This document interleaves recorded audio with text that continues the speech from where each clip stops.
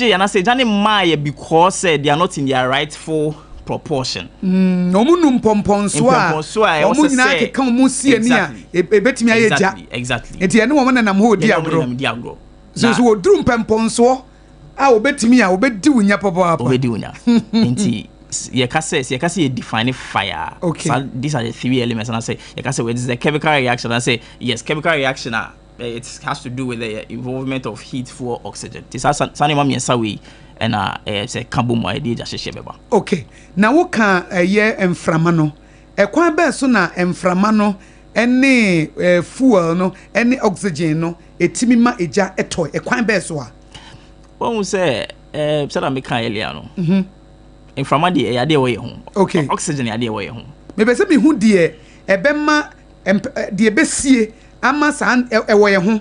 Inframa wo ye ho, heat nso wo ye ho, oxygen nso wo ye ho. Yen nso su nipadua na ne ma no kwa mo so ye fuel. But edie na betimi asia ma omo nyina timi aka bomodum pomponso bi ama eja atoba bi. Ma me ma example ba. Okay. Yemfa phones. SOMPA FM. Okay.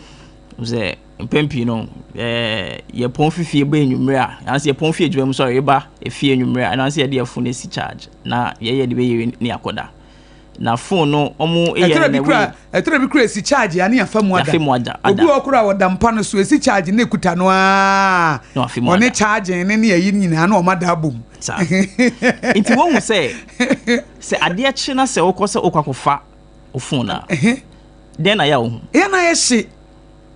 It means that light. Okay. Now you say light sometimes say first no yeah you say condition where you feel no. Mama me say oh do more light na e shiwa ba dem. So it means that heat is a form of energy. Okay.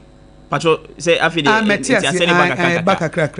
it is a uja phone so it is built in a way say you are the way friend of circuitry unit. I say circuit. Okay. Say phone here mind prevent excess power from entering the phone. All right. It's uja phone is so sana ayema ebian where you see phone 2-3 years sadie na prevent excess power from entering. I say na say ne ahodin ko form. So heat starts to build up in there. Oh. Now when there's oxygen around, once it is around, now also for now the phone to so and I say o carpet out of phone so you full a bit machine kwade. Once there's the rich sana o kind in so bino and akasa bit maba. Wow. It's and yet to say so oh then ebema no na mum when these three elements come together. Okay. If issue for example, one year science, someone here I share phone you for 1 year science. You say what an year it's hydrogen and oxygen. So 2 molecules of hydrogen and 1 molecule of oxygen. Say hydrogen as an element. As we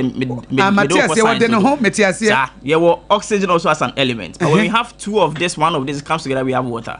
Also, I mean sometimes in two crano. In tutu ode ade si jaso na say ode body jakaka say vapor ne ba bo say at a point we say eno at be nsuo. Yes, so good. So that is how fire also works. Yes, once these 3 elements once they are around and they reach proportion na SSA ma ejane bana eja metimaba me dance pa recently ya kan say eja media house na we nti ya kan news ya te eja to ba bia ma akoda bi kura young lady bi wa hye ya te kumase ebi ahye enkran ha onti ya esi eja to ha kakra unko ha esi eja to ha kakra enti eja hyehye no abaye big problem kase pa na say de wo kan say enya ba wo so a na se bedi wo eba be se wo kura eya na ye mfa na semhia kopem se ato ye ena tere bi kura na se ato obi a eno so kura wo mfa na semhia ji se ato a SOMPA FM wan kasa wo fi ahye tere bi kura wo nam kwan so wo so obi ka wo drive na jatom ne nyina ye twen no obi ara ho mu hye mo aye helpless na ka na hia ka kama si wa na hia na da ne nso eni ade ye ankrankra ya ye mpese jabehye yi ya bie nwuma ye mpese jabetomu yi ya drive ya ye mpese jabetomu yi ede ne ye hia ede ne sase ye na ama ye bambo se de wo kano ye bambo safety no etimi agina nana so yo say na me kindly say we prioritize security over safety. Okay. Ade ba ko ye be sere se Ghana National Fire Service ye koso bode rule se efie bi anya bi na enyuma fo ana se enyuma ko nyina so nya bi ka nyina nya bi fire extinguisher fire extinguisher ya de ba ko ase eja ne ba na se static to a ebetimi wetimi aso ano efie bi ehia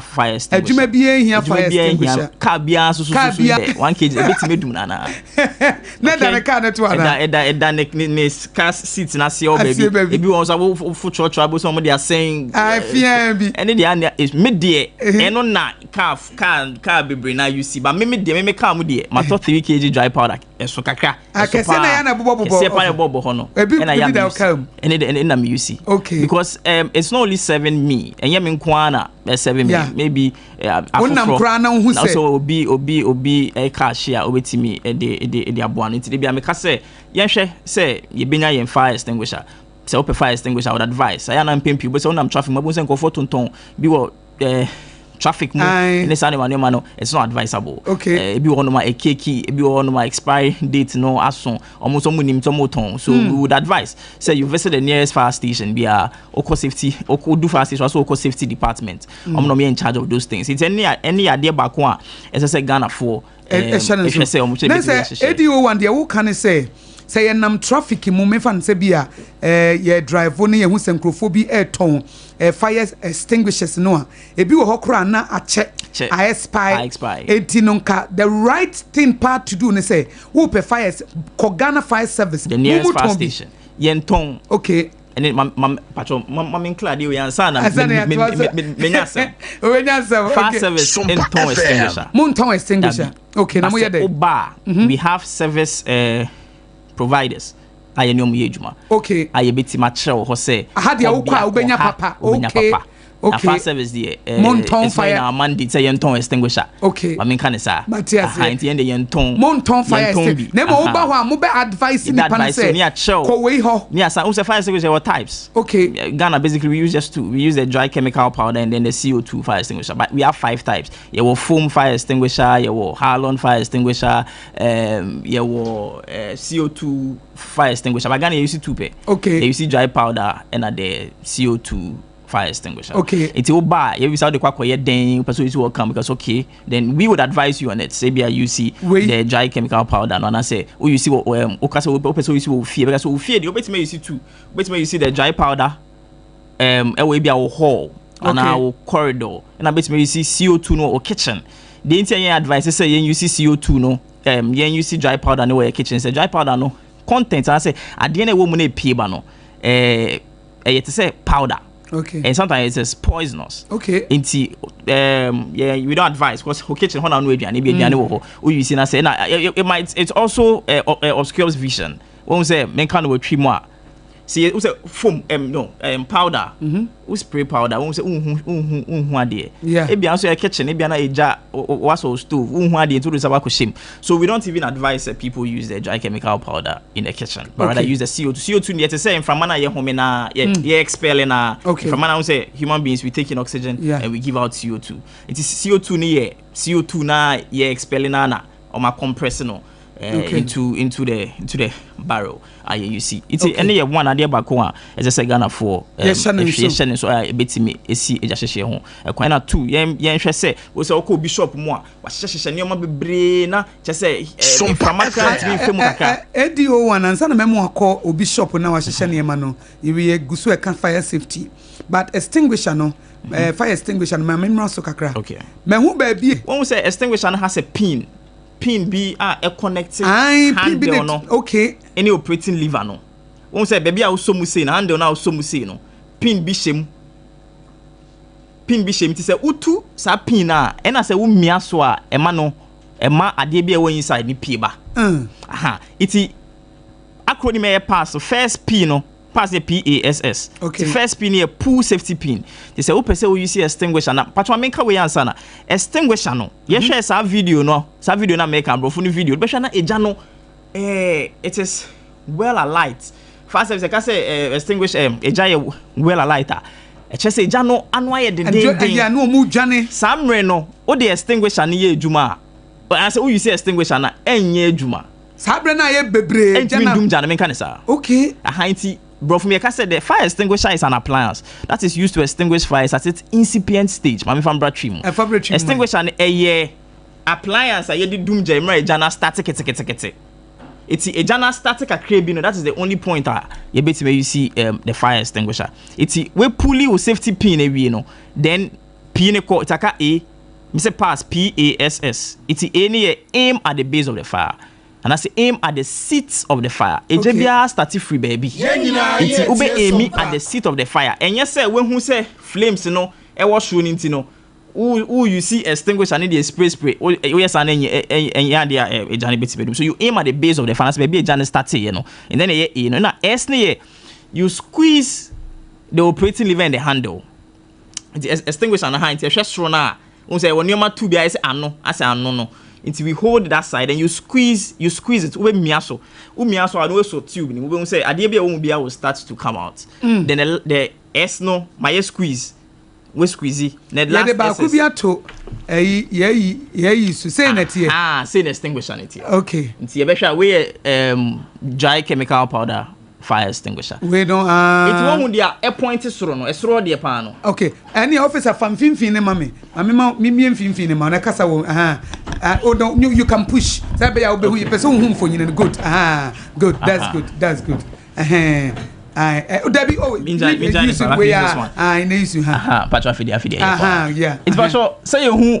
At your Facebook page and I am education because Nancy Jashish na yet na no she na behesa the fire extinguisher be at war enti ADO1 eba be chire na aboye oba be chire na aboye said the beya ye betimi ehunu said ye besi aye no na ye de yanamo ebesisi enti bra na be hwa bi na sese no wo ha no ate se jato ha wo ha no ate se jato ha enti mesro brasesia na ebra wo share education na se no ebebre ye hu nkrofo ekuta wo mo ntimi nyusu eti bra na enti ADO1 ye nkwa iti won say ehro ho pa no ebe hu say ase ade bi e point wo top ho ehro ho no ene e fe no operating lever the bot show pan propan they say point show no ene fe no operating lever okay and na the one ne ase kakra bi no ene ye handle it is a person who you see extinguisher now you hold the handle and na there's a pin say ubehu ni ya there's a pin bi ene na e connect and I say I saw operating lever ni handle nim say shemfimfin okay say na say accidentally unim onsa komia operating lever ne so a ade bi e wo extinguisher MPM ba okay it the handle is there to prevent accidental discharge say bi obi nim na obi hu akwakoka na afi de ade whatever content I wo extinguisher me piaba and with extinguisher no say umia so ba kokra pressure never drop it was say they call the nearest fire station no service ma it mafa operating lever no mafa handle no okay the I say ahoma na won ne ho no ene ye hose na ene na obesum no okay it pino who you say extinguisher na pino eye make a pass PASS no it pino first P eye pull safety pin it when we say janaba no sadia yellow one is still keke and the otten I bet me okay it you pull the safety pin who is safety pin na one man who kwan say o de saka operating lever no any handle na ade bia wo inside MPM ra okay it first P pull safety pin okay then APASS into A you aim at the base of the fire it will be so hose nim ade na me say isa homa no wo be so hose nim wo so hose nim a na wo dey appoint baby Johnny start free no okay so na me kan earlier no eje bia wo baby start free it's your friend the seat of fire okay it will be aim at the seat of fire then S yaye P yaye A S ni squeeze operating lever in the handle and the way no squeeze no be miaso it miaso we say dey bia wo mu bia be say A piaba and at last S ni you sweep or you spray and as we say now so they call left na they bar right call left na they bar right okay and then the proper way you see extinguisher na mum say jano anu aye den kese you see extinguisher no na se me fan say bia obi nu aduane wo gas no so no hu say jano ho no obetimi ya use fire extinguisher na edum no because me fan say when we say atre edum no but ogina ho ma kitchen na kase no a eno de dabi en na be say na nkofo fa extinguisher no omato so mo de to janim o de to janim a mama akuso enye only Ghana abroche nyina e wo ho yen kan sa abroche nyina e wo ho enti sane you see fire extinguisher no na je omo ya na eja na o ya na o mato atum na enka hwe enka hwe emu oyo we dey ADO1 da chibuba mema ye be experiment in studio here na wache bia wo fa MT fire extinguisher bia na ye use na wachire ne de be free maba say be ye bitimi aboa enti yensan go back to the na wo kan so ye kan ye ma etimi di ye pese prevent fire we say so bia enya fire extinguisher. That's the first one. And the first one wo dwumem wo office obia anya bi wo kitchen ebi wo ho ebi wo ho and na wo tena wo ma ne ye kese dia fire extinguisher na intimi nya adwuma and na wo kɔ second wo so obi ho an shop ye nkɔ an shop ye kɔ akra ne ye ma me mom tonton enioma yi a be wo se wa packing enioma na ma chese na no ye kɔ Kantamanto ho na ye kɔ broadcasting live from Kantamanto Market Friday. Yeah, I think it was Friday. Yes, ye peja studio no ko see market nim.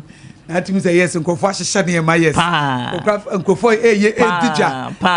Na men kai asofo ne tifo ya. E behwem say last week Dansoma market. Yeah. Ejato. Na nkofo pese omo etwetwe fire service kakra because omo feel say you see we share their pain. Fire station ne wo omo chipe. Okay. So we be say adentina. Omantimi amantama medum jam amantem san commande be be another day be home but then am pese me kire ne say ye be hu say market e ho nankofo no aduane market ho no mo yisi omo cylinders any cylinder is making e bi kra na owie no ni referee no ho when doom regulator no anase a leaky or the boato so you see iti san your money nyina ma ma fire service ejuma no eye de eye de man ye pa nti se ye pese ye prevent eja e wo ye market ni efie be hye se amaye soja e wo market amaye soja wo market krabo se ya ma me mo no especially e bia na ono fie wa nti market hono onya pon ya ono aduane ni bia se oye ne rubber bi o se o dija tum na o hye no se o ka ba nti ma me dwane na me nkof kesa na ne refi no ejaja ne ho na informatimi hu no fama hu na etimi koso ade bia mu a ebetimi nti amaye no aduane wo market amaye shija wo market foto ne say market maye no aduane wo hokra menka ebi mu say oh ye say ye nyusu gas ye yusu coal pot eno so kra ma mu nyusu eno kra de dangerous kra coal pot no kra dangerous coal pot no onu aduane ni wie no bidie no ye fa be cooling or the one of the ways to prevent fires. As I say, jabba, one of the ways a bit to me, it is cooling. Cooling nature say you are removing the four heat oxygen. You are removing the heat from it. It's a show and as a heat ne wo janimuno. It is a coal pot. Charcoal bidi o de ayeshe.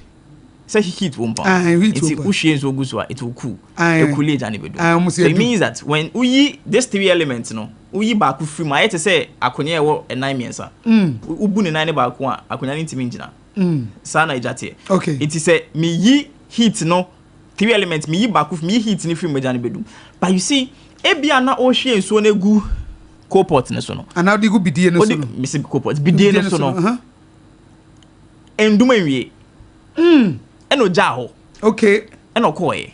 Yeah. Your friend be so flying embers. We say sometimes say o she o bola o fie we say na ejani bitimi fly. I say ene na me wie mu ne sa ne mane ma no. Sa de no so timi e bi o she o no na aduane wie no. Sa this flying embers ni bi so betima akwa to obi ade so. To obi ade so de ja hye beba. It's the best say market there. Amaye no aduane wo ho.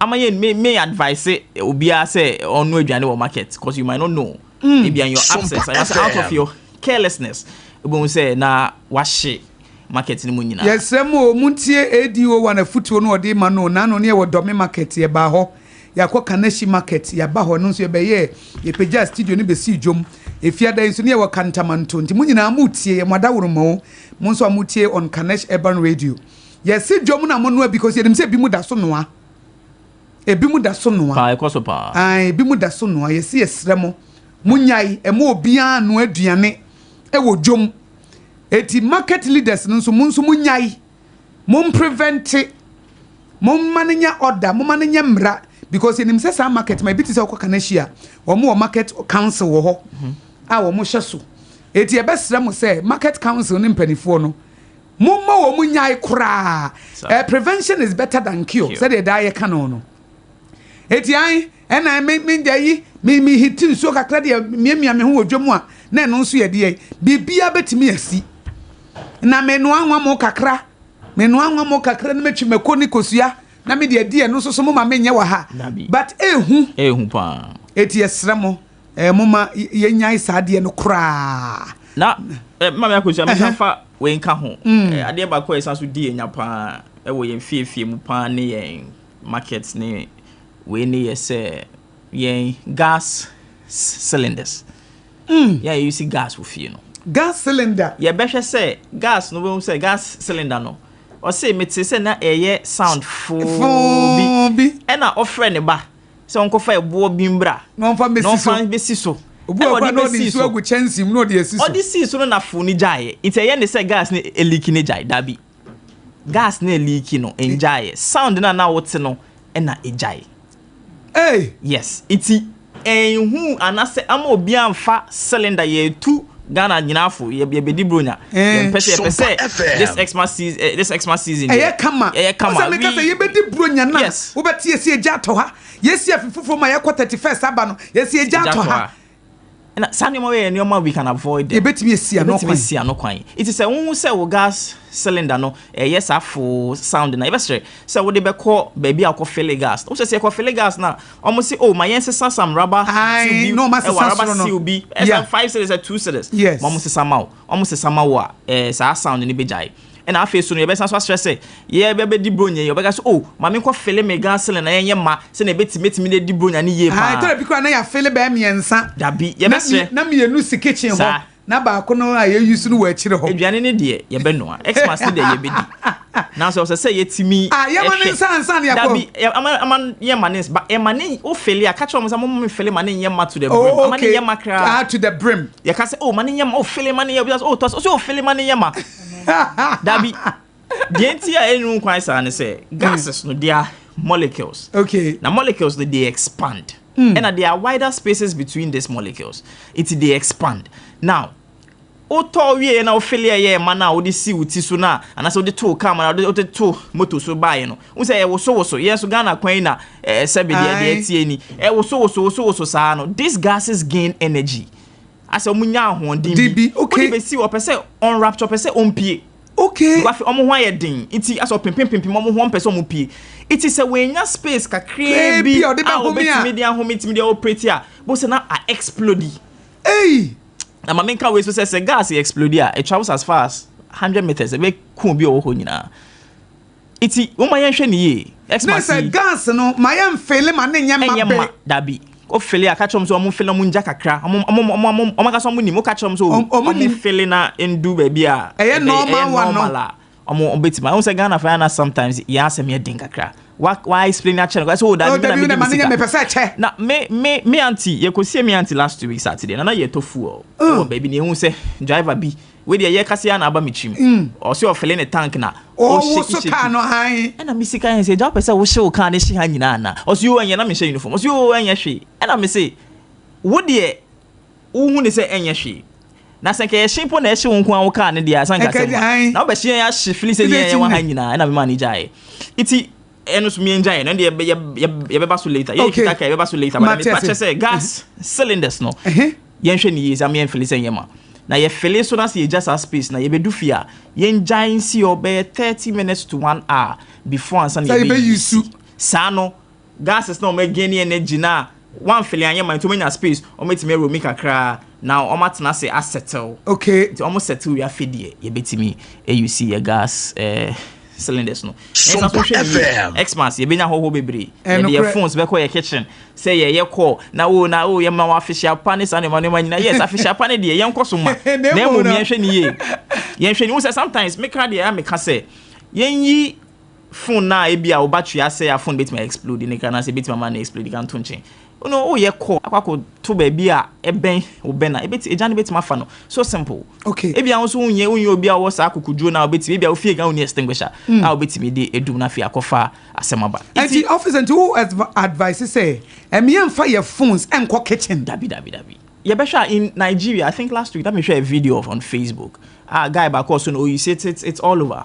How you see the phone on the kitchen, phone explode, my gas in explode. Yeah, and the hunina roy. I say I saw even a boy and a man surgery. It's all over wow. Social media. It's my careful. Wow. Na adia back also agane di nya park se pan idea just share ba. Eno no ye betima ye fire service betima your more investigation or hu the cause of fire da. Ma me ma de ko. Air conditions. Ah. Air condition say people go studio. Ma ye nyina ye hwan. What we say? Air condition ye wo indoor and outdoor no. They wo ha say ye feeling ye indoor no. What we say outdoor no. Wo da ya pie na fa sakọ kan hwe. Ehio. Three elements: heat, fuel, oxygen. On say you enjoy wo higher nyunyunyuni. Ba wo dwene nkwa kire ho. But kire no sa wo de nsa koso ade ni mu a wo sa yehye. Obi wo wa ne outdoor no wa bo say TNG o say den outdoor ne ben no ben ne pa. Yehia na say eka na ben na ne sisi a. Wo be hye ofie nyina. Ade ba ko no so ye normal. Outdoor na AC na wo say normal ya no person wo pe ba bi a ho ye we kakra. Nti omo ye omo buo e wo outdoor ne so.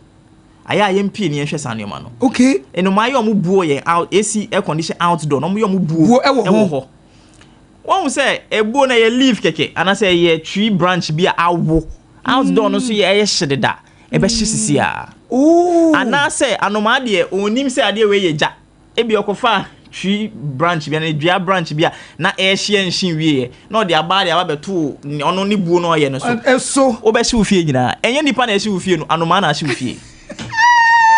Fast service be investigation bia e we are seeing na you say na anoma na hye ofie. Iti ye be srega na fo. Say omo meni nko ho na so ko hu say anoma bia ye buo ewo outdoor yen ka say anoma no kun because anoma no so ye owo enka wo ni mu fast service bia say ne dan no e dan can say no we page that be say fast service we are there to protect lives and then properties into ade bia enka wo mu bia no we also prioritize it. Inti no and also be fa buo no kama na wo de akope ba bi we chi a ade ma anoma no na no akochinchen so hu ebuo na no angasa enko enye sa de a anoma be hye we de enye nne na wo kan kamente da enka minim se ye condition yi kura timi ma eja kura timi hye se wo ha wo enjoy aha ye cool de no abonte na yi na aye hye na anoma tibi ebe ni bon bi wo ho na wo tim na ahahan ni bi wo kura na etimi akaja no na ahye eti sa na ba Ghana Fire Service mu the root cause of the fire no ebe thing so who they cause say every fire be na fire service for investigation yes you investigation ni we na Ghana force ade na ya mana ye public am obi hu ejana ehye no the report and as our findings enye public media okay it is the property of the property owner iti nipa na no ni fie hye no ono ye dia anti say bi eja hye na say moya investigation enye for the public no e de ni ja hye no say bi ti say dan so my dia dan ne ye ne dia no ono na mo report no ema no wow eno ye the report no na yensan embra kakra yembra fie say na o ye hwe ne o ma ebesifa esi eja hye ho kwan o ye fie ne ye mia bebre no ye on say ye wo multi socket okay multi socket afie you see a ye share your main plug ni mu a ne ye de bia ye charger ashem ne ye de phone ashem ye de ne ma bebre ashem yeah ye fa bi current rating appliance bia on the current rating iti multi socket is on the current rating iti say multi socket no abo say bi wo ho a wo hwe wo dane na abo say atro 15A even extension cords extension boards in na our current rating but you 16A 18A 18 amperes it means that's the current rating of multi socket I say extension board okay e che say enu kwan say wo de ade bia ye more than sa current rating no ishim it for example say when I am me current when I am me when I am me multi socket na say phone we na me multi socket na okay na say me dan na me hu say bia ya tro ho 15A na say me fa me phone charge na say me fa me ade bia e bia me iron na say me fa iron na say me fa iron na say me hwe me say iron de da bi ano den dodo me ntimi fa iron en hwe bia iron no so ne current rating here more than sa multi socket no it's your best say aya na ye ma yen ni nko sa ne o ma ne ho bebre obi won no ma one multi socket no ma plug phone so plug radio plug ne ma bebre wo so yeah fast friend no octopus connection octopus connection won so wo bebre esa bebre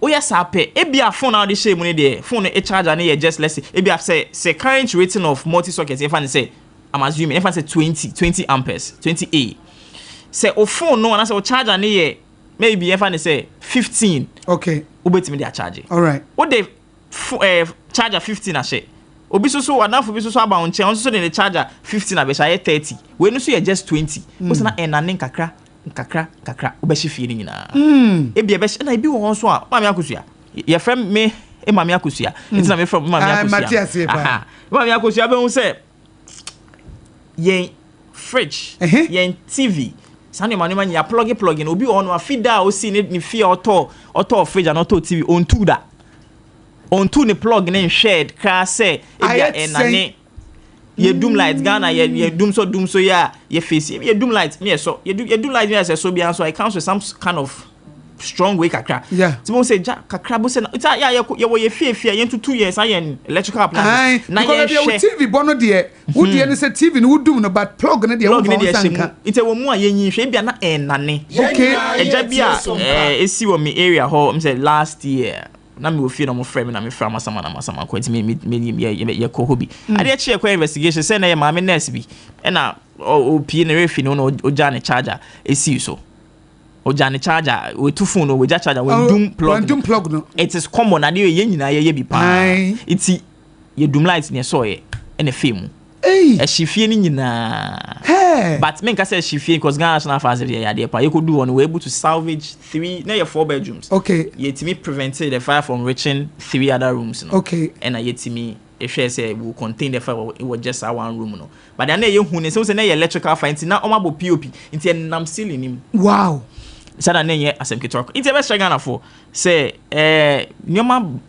baaku mienu miensa we ya de ye nyina betima avoid ye ma ya adwen ko ho na ye mbo yan kase ye japade ho ba de bia fire service ye kan say fire management is a shared responsibility ye obeye wa femu de na mesoma ye ma femu de na fire service yeso ya na edwon say education ni de esem ye mo ofi say niema bi wo ha wo kan wo ha me kra no me first time metie no ne bi ti say air condition de minim da nyen na wo ka enka minim da kra enna ye plug TV de so say no so me nkai the last time me ko to me TV you know plug no say mama me hwe say na ne ana say TV no ne yedum no ne yedum soro no enti say education mo ye no more na ema omanfo ani da wo fi say wo kan ye dada sitnemu ya ye kwa ye ba ye daily activities routine ya ene niam be taking it for granted say biti say phone na wo se me yemfa nko kitchen yi me kra me nim say phone me wo ye aduane na obi afro na wo kasa wo so enye na wo ka me nim say yemfa phone enko kitchen yeah say ba bia wo ye aduane no edi kwansa wo de wo kitchen wo de wo phone enko kitchen ho enye de wo kenti education ne de opinion say some man ye more if say bebre no a say Bible say lack of knowledge my people perish nimdi a mema ni nti wo moyira enti nimdi ni ho nti ne ye nyina eje hyehye ye no wo hu say Ghana for bebre na ya so odin kakra say ukoye national Facebook page no a wo be hu say almost every single day bia no ye update enkofo mo ewo yen pe omo follow yen no say ebia school we yakọ school we even maybe station am fire station head of PR alone not even safety me far safety for the ekran buy am I PR nko a schools are yakọ ewo ga north na yansam ketwa currently moose maybe mo to nya wo fanko kwa we have our main station there in let's say make us say make us some of the officers are doing education no it's education there yeah pa but you see at the end say ye beka say education ye be e he fa na ye ni me nka say ye ni akande ye de be ye me nka ye wo bi ye wo bi na so enye bebre nti ma me fa saa akonya yi so won say ye kwa ye na ye de ye ka ase ko ti de akonya ye de be fa akonya we so na ye de share corporate borders. So BBR or Pepe say or beso Ghana National Fire Service aseno. Okay. Say yeah, pick up command vehicles, CB pick up and a bit mato. Say your matters kitchen kitty with a bit mato. They are coming cancer for Bremen station. For come the nearest fire station. Na omunti mi fan ko yes education because abonti aye kone ye ko ye ban nyina ye cars. And ye be hwa ye be hu say nkofo bebre na ye adoye omude koma police ye sister security service. Aha. Enye yen fast enye na emom no enkrofo so nkai mo da bi omukoya adoye a ene ye Ghana police for immigration for na mo refi say fire for so mo refi na so yen so na mo ben krofo pa mo ben pa into no education e mam ye be ye na emom so no ankrankra ni Ghana for so nim say nkofo wo ha omo se mo bi pa omo nko omo nearest fire station na omo nko ye fire station adom adoye men kan sa me beba me next question so but my fire lines into just say eja ho nkomo aye die bibi na wonte ase a wo so betimi abem mebra me ne ADO1 Bismarck Afo public relations officer wa Momole fire station me ne twetwe nkomo na wo abem ye lines no 0260196064 and 0260196065 0260196064 and 0260196064 and 0260196065 0260196064 and 0260196065 afeni kwa wiye enchene asensi 2026 mu wonteni asi ejatoa isi ejatoa eti education na se enchreche na yede ma wo MgsmåBORØ ASEM so no se wo asem bi se bia wo betimi abam no ababusa na yetimi edi ho nkomo se de be ya yempese bronye ye beti se ejahye obi fie obi ka ejatom ana edi oha obi aba eti wo asem bi se bibi na wonte ase na wababa bibisa de wo ankasa wo beye wo fie a ebeboa wo beye wo wadwumam mo beye won sorry na yente se ejabia ahye baabi no na won so waba 0260196064 and 0260196065 na ADO1 mami muso matese yesi Ghana Fire Service enye jankwana mutum no na moye niema bebre nre bi kra mete niema bi amem se mo se yesi accident kra gisi e frem na me se we de mented da nti we de wadawroma memfa ma memfa kolai na menhwe na yewia na mene wo atwa ye nkomo no so hello. Good afternoon. Me pacho fra usai.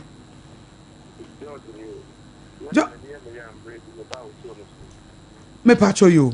George me pacho meet you. Currently no go on my own. Or current say down no see that way no. Ah yeah why are we no. Why are we no yeah no. Say be that time no see the back. And no work fun back. And one I did in the bob, and one I don't know you swore. Why are we possible? There was cable and machine behind the cable, was on the wire, and money socket at the man. That time, and on my man, the breaker of the two. But time goes on, we do two for Mr. I feel a condition, what a fridge, what a wing. But the rate is why are we not here beginning? Why are we not? I want to quantity of whatever. But what we start to condition was also somewhere around the break and I'm not doing. I want to start. That's the best of that two cable so because cable so and I'm silly and Nania, why game basso. That who you want a camp not figure. In the no so you get back or somebody any call because the more I would in Yamani you can or them no. I want to break and no cable so Yamani do almost well. What's the son? In the no so I'm a person with the no so active. Mate ye dance pa sa won so wode wadesua kakra e de ama ye fa enema bi a wusu susu se etimi ma eja eto ewo emiamia 0260196064 and 0260196065 inti mobemwa na mafa enti officer na imi bisa se yesinye eja hyehye enho adwuma nko na Ghana Fire Service for moye wadaroma edi ebiem na moye yo Ghana National Fire Service say na kan ye no ye eja nko na ye dum no eja mpo de make I say it is just a fraction of Nyoma yeah. Nese niema na moye na eja no kra na ye no ye di nim mo no. E bi ko dia tum dum je adwuma no. Dum je adwuma no. Kakra. Yes an ye ade e bi e friend no brofu be make say RTC and RTA and RTE. RTC no e Road Traffic Coalition. RTE ne Road Traffic Extrication. RTA a road traffic accident but you say ne dey etiase wom road traffic accident dey etiase wom it's enye ejankwa na edum say accident esi wo ye yakwan so na say we have people trapped inside the first point of call should be the Ghana National Fire Service me sign esi subim RTC RTA RTE ni nyina ya de ba ko na RTE ne road traffic extrication RTA road traffic accident and RT see near road traffic coalition. Just say it just accident see e wo yen yakwan so. Na say a nipa attrape wo inside e Ghana National Fire Service asede say yen ye was our tools na e betimi de betwitwa cars na e betimi de yi nipa ne fie nti e nti na friend extrication. When we say extrication basically means say cutting part of something to bring people out. Okay. To bring something out. It's no so ye say ayan pempi ne say accident see ayana impempi no ye prepare ho kofre Ghana Police Service.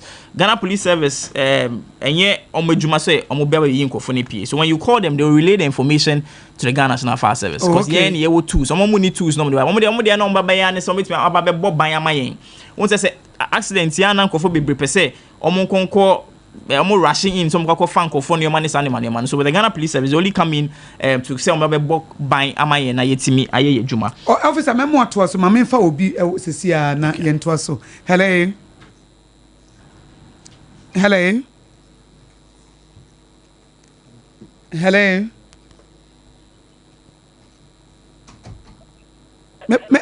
Me ba cha wote menka.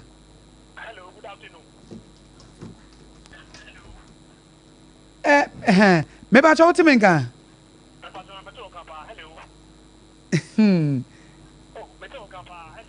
Hello. Me ba cha meet you.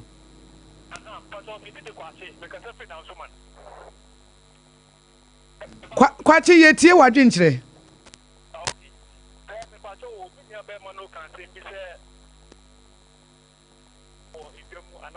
SOMPA FM.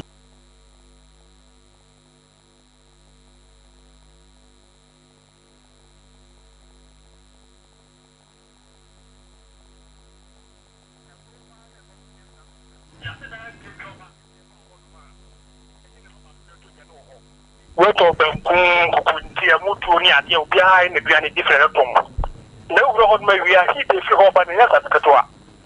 So Nami Gidi Passer by enforcing him as one making some money pass your Fataka say yes a short jaw stop and I say if you mono meaning passer by phone him. Now so tell you I'm not for 2 months on my job muscle. We also support to here, we also car, and he a die, Jabato, no media, or that customer will open him. A day, Jabato, what the easy. About market by once I'm now okay. Can you say, Mr. Yasam Katua? No one say a tie heat, a fresh hot mobile Yasam Katua. And the money I'm in Yajuma. Mate, Papa, no crowd, yeah, dance pa, Kanashi marketing, so now no cry, yeba, officer. And okay, we see a hono de. So Ghana National Fire Service no ye jankwa na ye dum no ma sansi so biem say accident esi e wo yen mountain so a enu nkwan say ye prepare ho na ye kofre the Ghana Police Service say offer Ghana Police Service they will relay the information to the Ghana National Fire Service so ya de ba ko a yes and so ye yo officer ma memfa eti obi a waba homa no hello. Good afternoon.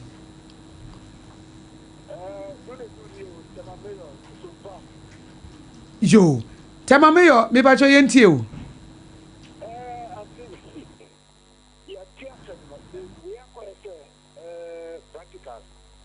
And I want theory. The only thing on my practical issues I can very fine because a young man they are very stubborn. A young gas, the person can be here. Obi here, they are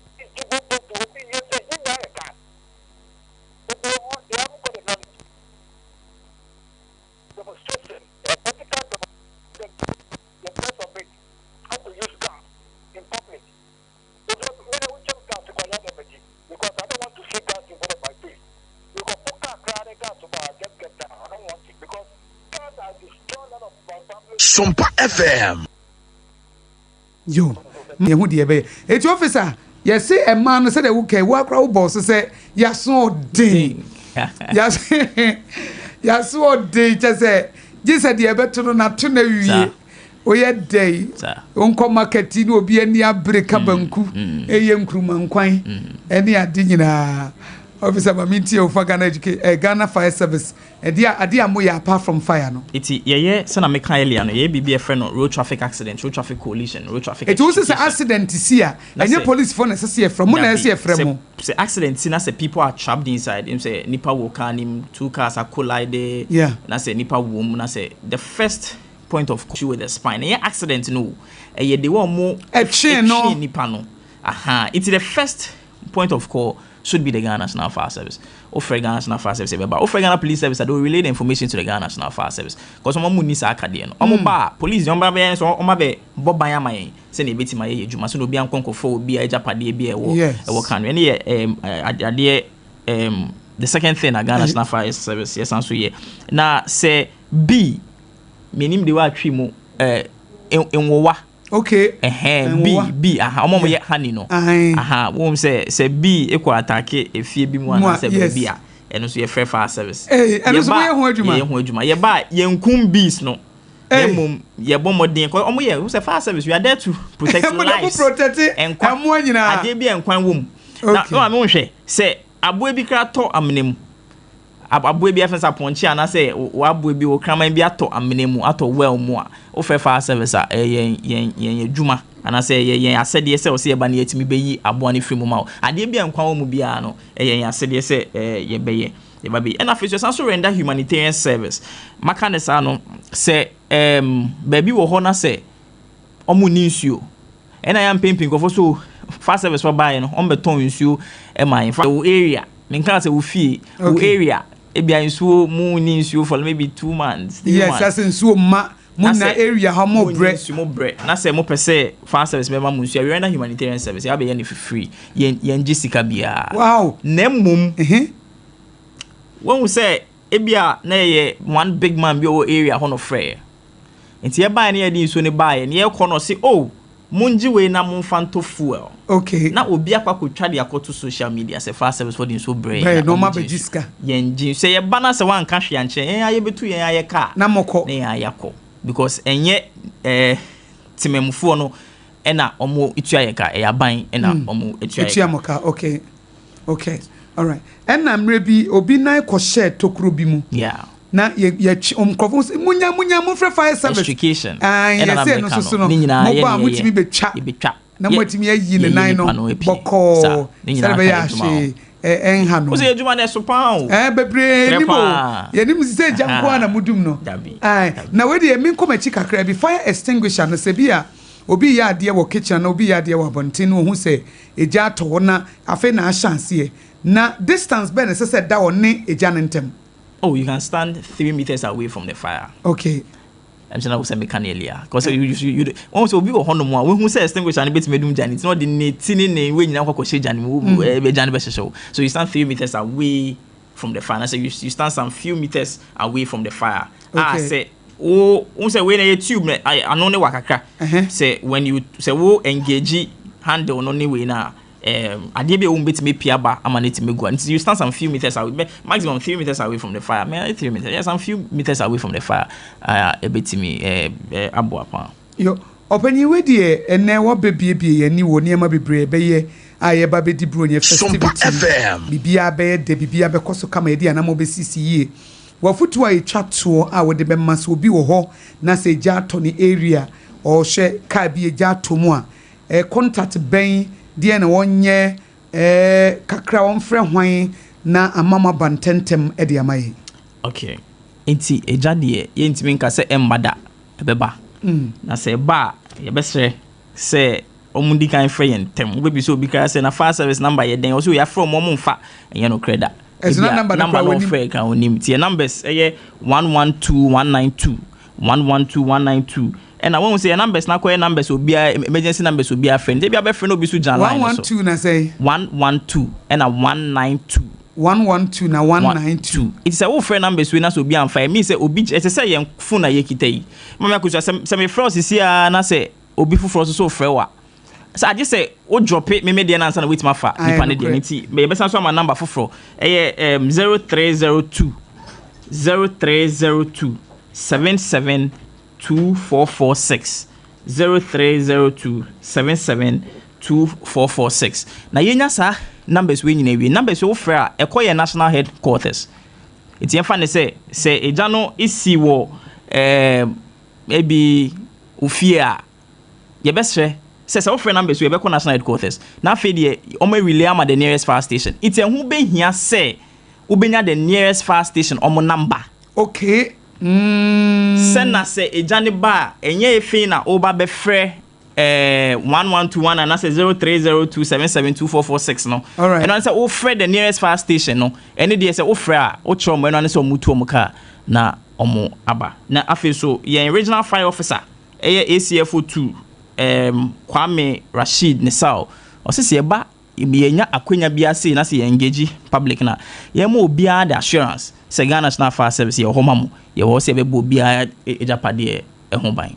Na say de wo kan say sa 112 no ne 192 no headquarters eti wo area wote no pe Ghana Fire Service ebiti say amomole mo hede ben wo no na ka wonya wo mo number ba bia nso wo number obetimi afrɛ wo na say nke dru ho na wafrɛ Patro mamenti ade we won say dey tia ya na mpempem say Ghana National Fire Service for ye from mo mba ne say wo fresh numbers we call headquarters. If in a headquarters ba be relay ama the nearest fire station. Eja no so de eja to ofi under 5 minutes everything in there needs to bend down. Na ekwa no. Iti time a wo frɛ ye no. And yes and so shane so say there's a difference between time a wo frɛ ye any time eja ne start ye.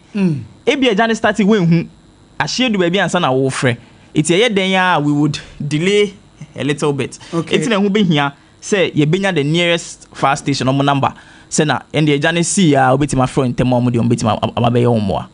Ene wa ye nhira ma ye pa wa biebie ye ni kama ama yenya ho mfaso nti megiri se kakra wo de ma ye wo mu a ye besan de mo ababiem na ya dissect issues ahodo e fa eja hyehye ho na ma ye nyina bronya ibai ye besi afefofo mu yi obi a timi enjoy celebration na ye de obia manani agye ye nkote se eja atoba bia na timi aboa ma ye de anamo sie nti se wokɔ amomole fire stations ye chia wo mu nyina na ye das so obi won so abɛchia no mesre se mo menchia me papa Alhaji Chief Hamidu Kaboy Bukari. All right. Ono ye fisi Zongo Chief. Me papa preocupe. Okay. Na misanso nchia me mami de manchia na se me ko du fie dia aseme ba. Chama me ye freno AKOSUA Emilia. Sana yende ye freno. Sana momo freno. Na misanso nchia Ghana National Fire Service for nyina personnel sa ometu omo esi o se omo de omo nkwa ebetwa so amagana. Amagana.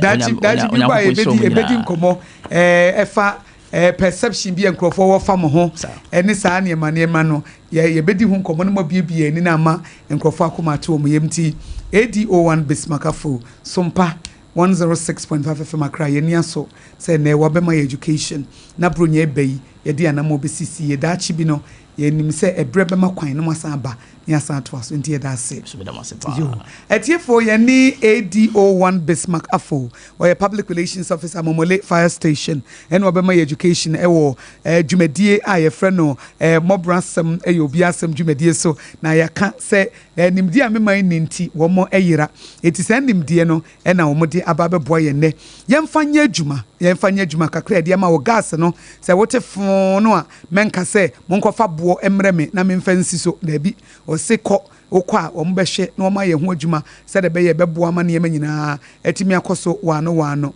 ena enu achi nso hye nso biem pa hye nso biem se wo kitchen nso a menu su mobile phone ena wo socket no a ayete se octopus no we wom no eno nso so ehadwene eti ya hye be se capacity no enya ade a ebeburu so eti ni nyina eye ade bia ebetimi aboa na yede yanamo nso so SCCA ye frame AKOSUA ABOAGYE betimi frame AKOSUA nhira me sorry sui na for God and count dwumadie no eno ene beba so wo mu wie ye no ano de besan ede ato so biem ede ama modi ho adanse prekope eye hot bite kasebo aye no nso so eye 5:30 na ye de aba hot bite bi ye na the third service dwumadie no aba SOMPA 106.5 FM Accra ye bie ya prono edi amamo se mo ne yenko nakrana na mo ne ye enijuma se de be ya ne ma betimi akoyie ye station no se wo hwehwen a ye wo Domi Market Watermelon Street